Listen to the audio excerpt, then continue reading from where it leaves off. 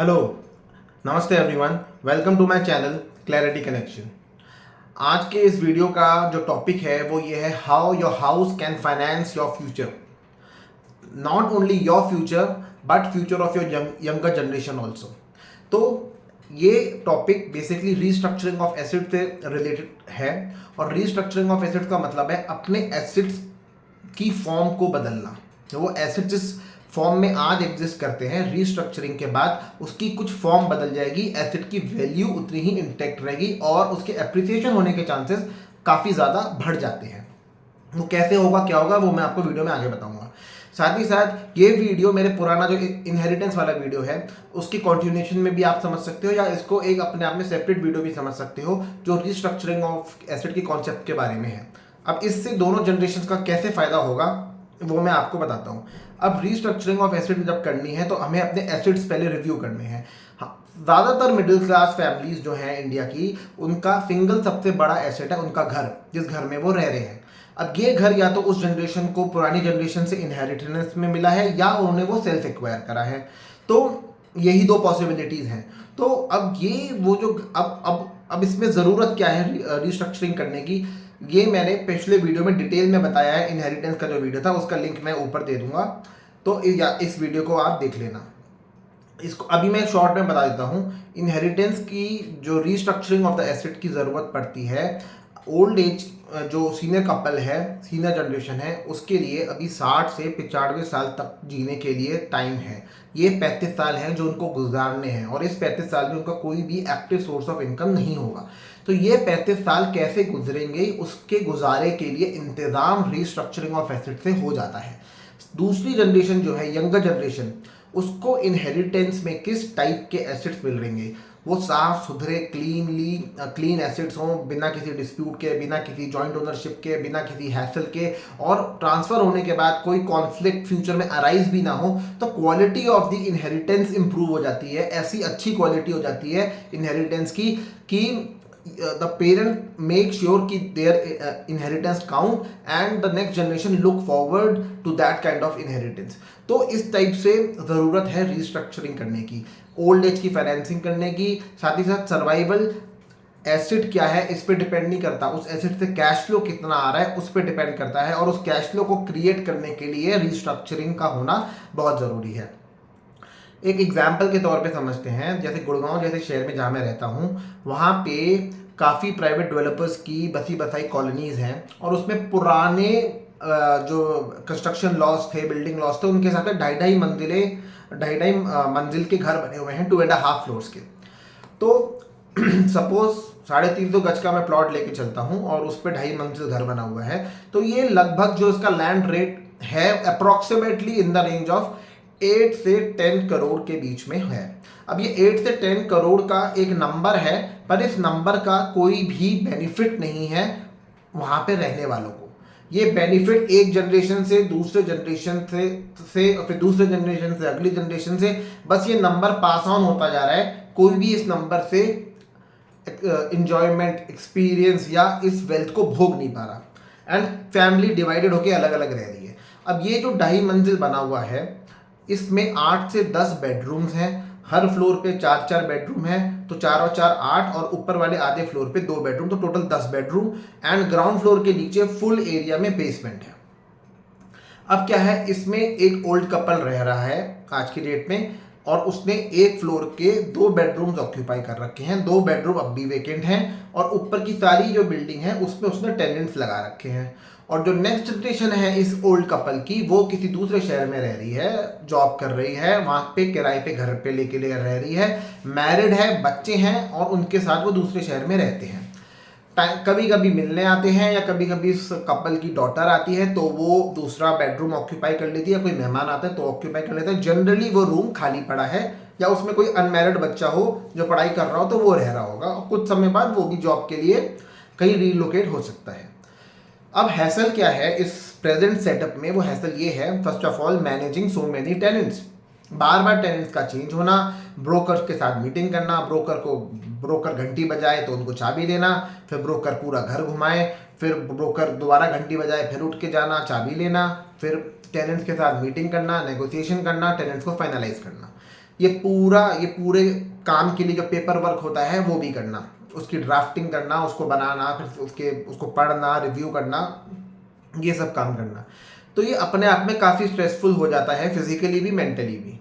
अब क्या है, टाइम के साथ साथ जब आपकी लैंडलॉर्ड जो होता है, जब ये फिजिकली और मेंटली इतना स्ट्रांग नहीं रहता, उसकी स्ट्रेंथ डिप्लीट हो जाती है, तो ये चीज़ ना टेनेंट को भी समझ में आ जाती है। इस वजह से इस एज में ज़्यादा टेनेंट्स को मैनेज करना आपके लिए डिफ़िकल्ट और रिस्की दोनों हो जाता है। रिस्की इसलिए क्योंकि अब आप अगर कोई इमरजेंसी आ जाए या कोई टेनेंट इलीगली कुछ करता हुआ पकड़ा जाए या इलीगल आपको वो रेंट ना दे, तो आप उससे रेंट रिकवर करने की भी पोजीशन में नहीं हो, या इलीगली आपकी प्रॉपर्टी पे कब्जा कर ले, तो ये सब केसेस अगर हो गए तो आपके लिए डिफिकल्टी हो जाएगी और रिस्क लेवल आपके लिए हाई है, क्योंकि आपकी उस चीज़ को काउंटर करने की स्ट्रेंथ कम हो जाती है। तो ये जो है ना, इस सेटअप में ये सबसे बड़ा नुकसान है। दूसरा नुकसान, इस पूरी बिल्डिंग की जो मेंटेनेंस है, जो रिपेयर है, उसकी जिम्मेदारी लैंडलॉर्ड की। बिल्डिंग क्योंकि इतनी पुरानी बनी है तो उसकी रिपेयर मेंटेनेंस कुछ ना कुछ कभी ना कभी इतनी बड़ी बिल्डिंग में कहीं ना कहीं होती रहती है, तो वो भी लैंडलॉर्ड को देखना है। तीसरी सबसे बड़ी प्रॉब्लम या ये कह लो एक तरीके से आंखें खुलती हैं जैसे जैसे इंसान 65-70 ईयर्स ऑफ एज को अप्रोच करता है, उसको धीरे धीरे रियलाइजेशन होने लगता है, क्योंकि वो इतना फ्रस्ट्रेट हो जाता है अपनी in physical and mental strength के कम होने से और अपने एग्जिस्टिंग हैसल से, कि उसको ये लगता है कि यार अपनी ज़रूरत के लिए हमें 2 कमरों की ज़रूरत है।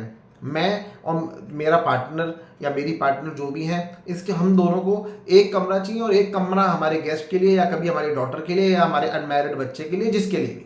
तो ज़रूरत 2 कमरे या मैक्सिमम 3 कमरे की है, और हमने ऑक्यूपाई कर रखी है इतनी बड़ी बिल्डिंग जिसमें 10 कमरे हैं। तो इसका क्या ज़रूरत है, और इसको हमने इतना ऑक्यूपाई कर रखा है, तो ये ऑक्यूपाई के संग संग हमें इसको मेंटेन भी तो करना पड़ रहा है। तो हमें जहाँ ज़रूरत है सिर्फ 2 कमरे के फ्लैट की या 3 कमरे के फ्लैट की, तो हमने ऑक्यूपाई इतनी बड़ी बिल्डिंग कर रखी है, तो ये अपने आप में इतना बड़ा हैसल है।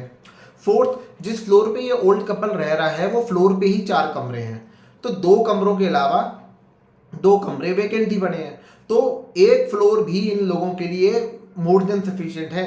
तो हर महीने हाई मेंटेनेंस खर्च कर रहे हैं, झाड़ू पोछा वाली जो मेड आती है उसको पेमेंट कर रहे हैं हाई रेट से, क्योंकि ये झाड़ू पोछा वाली मेड नंबर ऑफ बेडरूम्स के हिसाब से पैसे चार्ज करती है। तो आपके अगर बेडरूम 4 है तो 4 के हिसाब से करेगी, 2 है तो 2 के हिसाब से करेगी।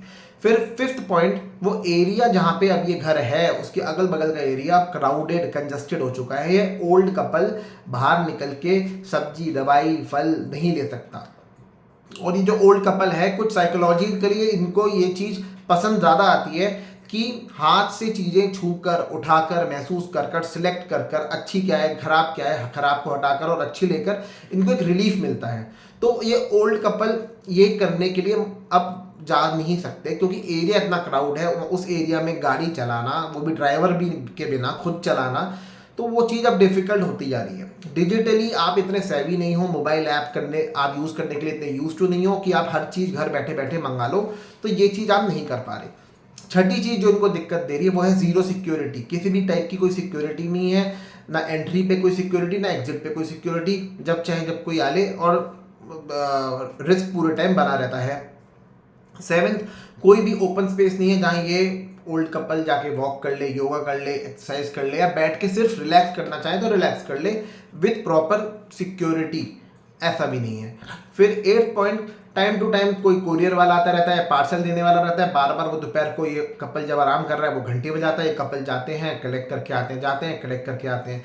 तो ये एक फिजिकल पेन का कारण है। सोसाइटीज़ के अंदर जितनी भी दिन भर में लेटर्स कोरियर पार्सल्स आते हैं, वो जिस स्टार में हम रहते हैं उस स्टार का एक गार्ड होता है, वो गार्ड उसको मतलब उसको जो अपने पास इकट्ठा करके रख लेता है, and in the evening when the person returns या come down for a walk, वो सब चीज़ें कलेक्ट करके अपने संग एक बार में ही कलेक्ट करके ले जाता है। तो ये बार बार का हैसल उसमें रहता नहीं। अगला पॉइंट ये है कि जो ओल्ड कपल है पूरी बिल्डिंग में कन्फाइन होके रह गया, कैद होके रह गया, क्योंकि बाहर जाना भी टफ, बाहर जाके उस माहौल में आना जाना करना ये भी टफ, तो ये उसके लिए एक और मुश्किल है। फिर सोशल एंगेजमेंट कुछ है नहीं, आउटिंग एक्टिविटी के नाम पे कुछ नहीं है, क्योंकि फैमिली रिश्तेदारों में आप फंक्शंस में, शादियों में चले जाओ, सोशल एंगेजमेंट में चले जाओ, पर ऑन अ डेली बेसिस ये जो कपल है ये खाली है, कन्फाइंड है अपने उस घर में, और डेली बेसिस पे कोई भी इसके पास एक्टिविटी या आउटिंग है नहीं। सो टाइमली मॉनिटरिंग ऑफ हेल्थ, ये इस ओल्ड कपल के लिए इतना इंपॉर्टेंट है, और ये काम नहीं हो पाता क्योंकि ओल्ड कपल को बाहर जाना पड़ता है, गाड़ी ड्राइव करना एक उसके लिए पेनफुल टास्क अब हो गया है। तो इस वजह से बार बार डॉक्टर के जाना या लैब में जाके सैंपल देना या लैब कोई टेस्ट कराना, ये डिफिकल्ट हो गया है, जिसकी वजह से किसी भी छोटी बीमारी का टाइम से डिटेक्ट हो जाना, फिर प्रोएक्टिवली उसकी तैयारी कर लेना उसको ठीक करने के लिए, एंड टाइमली ट्रीटमेंट मिल जाना, ये डिफिकल्ट हो जाता है। एंड एक छोटी सी चीज़ बड़ी प्रॉब्लम का रूप ले लेती है। तो ये सारे हैसल्स ऐसे हैं जो आज की डेट में ये सीनियर कपल फेस कर रहा है, जो इस टाइप के प्रेजेंट सेटअप में रह रहा है। तो इन सब हैसल्स की रोज इन सब हैसल्स को झेलने की क्या ज़रूरत है। अब अगला जो इसमें पॉइंट है कि how this restructuring will benefit. सबसे बड़ा बेनिफिट तो ये है कि आपकी फुल सिक्योरिटी रहती है। जो न्यू एसेट आप लेते हो उसकी ओनरशिप आप ही है। After you this ownership will get transfer, not during your life time. फिर रीस्ट्रक्चरिंग को लोग इतना हवा सा मान लेते हैं या डिफिकल्ट समझते हैं। Restructuring is just changing the form. आज जैसे ये 10 करोड़ की चीज है, पर आज इसका फॉर्म है एक घर। अब ये 10 करोड़ की ही चीज कोई दूसरा एसेट है, पर इसका फॉर्म अब एक घर नहीं है, मल्टीपल चीजें हैं जोड़ के जिसकी वैल्यू अब 10 करोड़ है, और इसकी कैपिटल एप्रिसिएशन अब बेटर होती है। क्यों? क्योंकि ये आजकल के हिसाब से, आजकल के टाइम की रिक्वायरमेंट के हिसाब से बनी हुई चीज है, लॉन्ग लास्टिंग चीज है, इसकी लाइफ बेटर है, सेफ्टी बेटर है, तो इसकी एप्रिसिएशन भी ज़्यादा है। तो इतनी सारी सिक्योरिटी के बाद जो बेनिफिट मिलते हैं, तो क्या आपके फंड्स बेटर ढंग से यूटिलाइज हो जाते हैं, बेटर कैश फ्लोज क्रिएट हो जाते हैं आपकी ओल्ड एज को फाइनेंस करने के लिए और अपनी अगली जनरेशन के लिए भी कुछ कॉर्पस क्रिएट करने के लिए। उसके बाद बेटर क्वालिटी ऑफ लाइफ आप अफोर्ड कर पाते हो, बेटर कैपिटल एप्रिसिएशन होती है उन एसेट्स की, क्वालिटी ऑफ एसेट्स इंप्रूव हो जाते हैं जो इनहेरिट करना आसान और क्लियरली डिस्प्यूटेड, नो डिस्प्यूट्स वाले एसेट, नो जॉइंट ओनरशिप वाले एसेट होते हैं, साफ सुथरे काम होता है। फिर सेफ्टी होती है, लॉन्ग लाइफ होती है इन एसेट्स की, जो अगली जनरेशन को भी आउटलिव कर दे। इतनी बेटर लाइफ होती है उन एसेट्स की जो अब आप एक्वायर करके न्यू एसेट्स लेते हो। तो ओवरऑल फैमिली का स्टैंडर्ड इंप्रूव होता है। एंड ऑप्शन है ओल्ड कपल के पास, either they can move, relocate and live near to where the children are living. ठीक है, या तो वो ओल्ड कपल रीलोकेट हो जाए और बच्चों के पास जाके रह ले, या बच्चे अपना हाई स्ट्रेसफुल जॉब छोड़ के पेरेंट्स के होम टाउन के पास कोई अच्छा जॉब, कम स्ट्रेसफुल जॉब पकड़ ले एंड पेरेंट्स के नज़दीक रहे। तो रिस्ट्रक्चरिंग से क्या हुआ, जो फैमिली अलग अलग दिशाओं में जो पहले डिवाइडेड थी अब नज़दीक आ गई एक दूसरे के साथ। So they are more accessible to each other. तो अब ये नज़दीक आना, यूनिटी का आना, फैमिली की स्ट्रेंथ का बढ़ जाना, ये रिस्ट्रक्चरिंग से होता है। फिर ओवरऑल जब ये सब हो जाएगा तो फैमिली का जो ओवरऑल स्ट्रेस है, टेंशन है, कलेश है, ये कम हो जाएंगे and overall happiness, harmony and peace of the family will increase. फिर जो न्यू एसेट आप लोगे, अब आप बेटर प्लानिंग, बेटर थिंकिंग के साथ लोगे, बेटर एनालिसिस के साथ लोगे ऑफ द फ्यूचर जनरेशंस की फ्यूचर रिक्वायरमेंट्स को बेटर असेस करके लोगे। फिर ऐसे एसेट्स अब लिए जाएंगे जो साफ अलग अलग हों कि ये इसका है, वो उसका है, मतलब प्रॉपर प्लानिंग के साथ कि आगे किस किस को easy to divide, easy to keep, easy to hold and easy to transfer and liquidate as and when require. तो ये सारे बेनिफिट हो जाते हैं रीस्ट्रक्चरिंग के होने पे। अब मैं इसमें से थोड़ा सा मैथमेटिक्स एग्जाम्पल के तौर पे लेके बताता हूँ। अब जैसे सरप्लस इनकम कितनी क्रिएट होगी ये समझते हैं। जो घर है 10 करोड़ का, जो बहुत पुराना बना हुआ है, पुराना लिया हुआ है, 1985-1990 की वो एक्विजिशन है, जो आज उसकी वैल्यू बढ़ते बढ़ते 10 करोड़ हो गई है। तो इसकी जो भी कॉस्ट ऑफ एक्विजिशन है, अगर हम उसको इंडेक्स भी कर लें तो बहुत ज़्यादा इम्पैक्ट नहीं पड़ेगा। तो हम मोटा मोटा यही लेके चलते हैं कि जो सेल प्रोसीड आई लगभग वो ही हमारा कैपिटल गेन है, क्योंकि कॉस्ट ऑफ एक्विजिशन हमारी नेग्लिजिबल है। तो 10 करोड़ का हमारा घर बिका, 10 करोड़ जो आया उसमें कॉस्ट ऑफ एक्विजिशन कुछ नहीं है, नेग्लिजिबल है। तो हमारा मोटा मोटा 10 करोड़ ही कैपिटल गेन टैक्स, मतलब कैपिटल गेन बना, लॉन्ग टर्म कैपिटल गेन।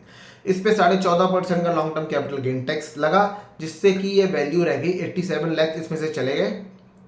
तो जो 10 करोड़ का कैपिटल गेन था, इसमें से हमने नया घर खरीदा पहले 4 करोड़ का, तो अब हमारा गेन बचा 6 करोड़ का। इस 6 करोड़ पे हमारा टैक्स लगा 14.5%, जो था 87 लैक्स। अब बैलेंस रह गया 5 करोड़ 13 लाख। अब इस 5 करोड़ 13 लाख की सपोज करो हमने सबसे खराब इन्वेस्टमेंट जो हम मानते हैं एफडी, हमने वही करा दी 5% पर एनम के हिसाब से, तो हमें सालाना ब्याज जो आएगा वो आएगा 25.65 लाख, 25,65,000 रुपये एक साल का। पर मंथ का ये हो जाता है 2 करोड़ 13 लाख रुपए। अब इस सरप्लस इनकम की एलोकेशन देखते हैं। जो भी हम हेल्प असिस्टेंट स्टाफ लगाते हैं, जो जैसे कि cook, driver, full day attendant, medical staff या मसाज सर्विस के लिए किसी को लगाते हैं, तो ये सारा जो भी हम लगाते हैं इन सबकी हम सैलरी लगभग मोटा मोटा पकड़ लेते हैं 1 लाख रुपए महीने की। तो जब 1 लाख रुपए की ये सैलरी इस तरफ तो 1 लाख रुपए सैलरी की तरफ एलोकेट हो गए, बैलेंस रह गए 1,13,000 रुपए। अब 1,13,000 एक महीने के हैं जो बचते हैं। अब इस 1,13,000 की जरा हम इंपॉर्टेंस समझते हैं या इसकी वैल्यू समझते हैं कितनी है। अब 1,13,000 की अगर इक्विवेलेंट सेविंग हमें करनी हो तो हमें एटलीस्ट मंथली किसी भी कपल की अगर मिलके वो काम कर रहे हैं तो इनकम होनी चाहिए 2.5 से 3 लाख रुपए। तब वो जाके सारे ईएमआई, रेंट, बच्चों के खर्चे और ये सब माइनस खाने पीने के खर्चे, हाउस होल्ड का राशन पानी, ये सब खर्चे काट के तब जाके कहीं 1,13,000 रुपये बचेंगे। अब ये 1,13,000 रुपये अगर एक महीने में बच रहे हैं तो 10 साल में कितने बचेंगे? 1,13,000 इंटू 12 ये 1 साल का और इंटू 10 ये 10 साल का। तो ये अमाउंट निकल के आया 1 करोड़ 35 लाख। अब ये 1 करोड़ 35 लाख की सेविंग हो जाएगी। ये सेविंग हो जाएगी अपार्ट फ्रॉम जो सीनियर कपल को हेल्पिंग स्टाफ दिया वो अलग, उसके अलावा की ये सेविंग है। तो ये वो कॉर्पस क्रिएट हो जाएगा 1 करोड़ 35 लाख। तो इस 1,13,000 की मंथली अमाउंट जो एक्स्ट्रा क्रिएट हो रहा है उससे, अब ये जो मंथली अमाउंट क्रिएट हो रहा है इसको यूटिलाइज हम कर सकते हैं। एक तो मंथली कोई और हमारे सीनियर सिटीजन के खर्चे हो गए, जैसे मेडिकल खर्चे हो गए जो बढ़ते जाते हैं, टाइम टू टाइम होते रहते हैं, उसकी तरफ लगा के, या फैमिली के कॉस्ट ऑफ मतलब स्टैंडर्ड ऑफ लिविंग को अपलिफ्ट करने के लिए, एंड फ्यूचर के लिए इसमें से कुछ पार्ट हम सेव भी कर सकते हैं हर महीने फ्यूचर के लिए अपना कॉर्पस क्रिएट करने के लिए। तो ये सारी फंक्शनिंग हो सकती है। एल्डर जनरेशन के बेनिफिट्स मिले जा सकते हैं, नेक्स्ट जनरेशन के फ्यूचर का को लुक आफ्टर किया जा सकता है सिर्फ ये रिस्ट्रक्चरिंग को करके।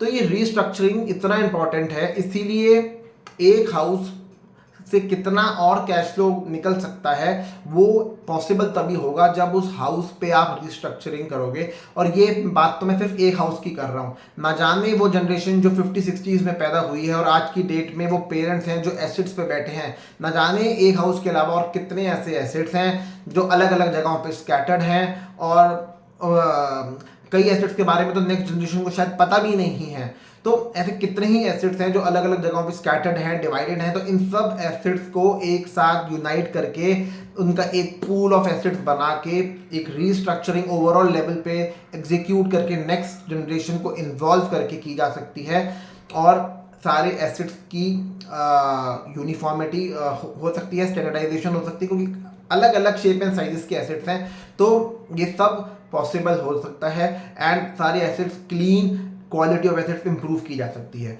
तो ये वो रिस्ट्रक्चरिंग का बेनिफिट है, या कई सारे इसके बेनिफिट्स हैं जो मैंने आपको इस वीडियो में बताया।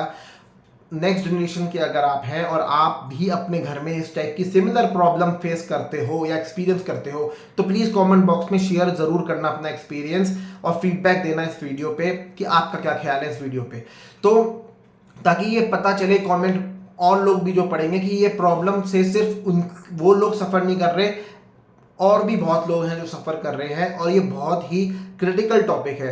And as a senior generation अगर आप इस वीडियो को देख रहे हो, सीनियर जनरेशन के जो लोग हैं उनसे मेरी रिक्वेस्ट है कि इस वीडियो में दिए गए जो सजेशंस हैं रिस्ट्रक्चरिंग के बारे में प्लीज़ उसको कंसिडर करिए, उसकी प्रोज एंड कॉन्स को इवेलुएट करिए और काइंडली उसको एग्जीक्यूट करिए। ये आपके फ्यूचर के लिए भी उतना ही क्रिटिकल है जितना आपकी नेक्स्ट जनरेशन के फ्यूचर के लिए क्रिटिकल होगा। तो प्लीज़ अगर आपको ये वीडियो पसंद आया हो तो इसको लाइक करिएगा, शेयर कीजिएगा एंड चैनल को सब्सक्राइब ज़रूर कीजिएगा। Thank you so much.